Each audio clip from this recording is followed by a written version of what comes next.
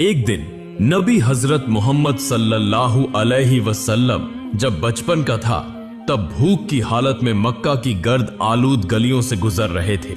कुछ फासले पर अब्बू जहल का खजूरों का बाग था।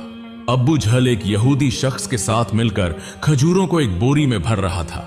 नबी मोहम्मद सल्लल्लाहु अलैहि वसल्लम उस वक्त भूखे थे, इसलिए 2 खजूरों की उम्मीद लिए अब्बू जहल के खजूरों के बाग की तरफ बढ़ने लगे। नबी मोहम्मद सल्लल्लाहु अलैहि वसल्लम आहिस्ता आहिस्ता उस खजूरों के बाग में पहुंचे और अब्बू जहल को सलाम करके अदब से अर्ज किया, चचा जान, मुझे बहुत भूख लगी है, क्या आप मुझे 2 खजूरें दे सकते हैं? उस वक्त अब्बू जहल ने हिकारत भरी नजरों से देखते हुए कहा, ए मोहम्मद, मैं तुम्हें खजूर दे सकता हूँ, लेकिन एक शर्त है। वह जो शख्स वहाँ खड़ा है उसके पास जो बोरी है वह तुम अपने सर पर रखकर मेरे घर तक पहुंचा दो, तब तुम्हें खजूर मिलेगी। तब नबी फौरन उस यहूदी शख्स के पास चले गए। यहूदी शख्स हैरत से देखकर बोला, ए लड़के मोहम्मद, तुम यहाँ क्यों आए हो? नबी सल्लल्लाहु अलैहि वसल्लम ने फरमाया, मैं यह बोरी अपने सर पर रखकर ले जाना चाहता हूँ। यहूदी शख्स ने कहा, इस छोटी उम्र में क्या तुम यह बोरी उठा सकोगे? नबी ने फरमाया, यकीनन उठा सकूंगा। फिर मोहम्मद ने गर्द से अटे जिस्म के साथ बोरी अपने सर पर रखी और चलने लगे। छोटे छोटे कदम, थका हुआ जिस्म, लेकिन चेहरे पर एक गैर जमीनी सुकून था। उनके पीछे अब्बू जहल और वह यहूदी शख्स भी चल रहे थे। कुछ देर बाद वह बोरी अब्बू जहल के घर के सामने रख दी गई। यहूदी शख्स ने वह बोरी अंदर एक कोने में रख दी।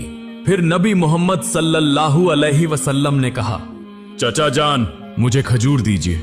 अबू जहल ने सिर्फ एक खजूर दी। तब नबी सल्लल्लाहु अलैहि वसल्लम ने अर्ज किया, चचा जान, क्या आप एक और खजूर नहीं देंगे?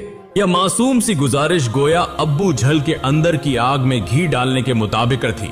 वह गुस्से से बोला और अचानक एक जोरदार थप्पड़ नबी के चेहरे पर मारा।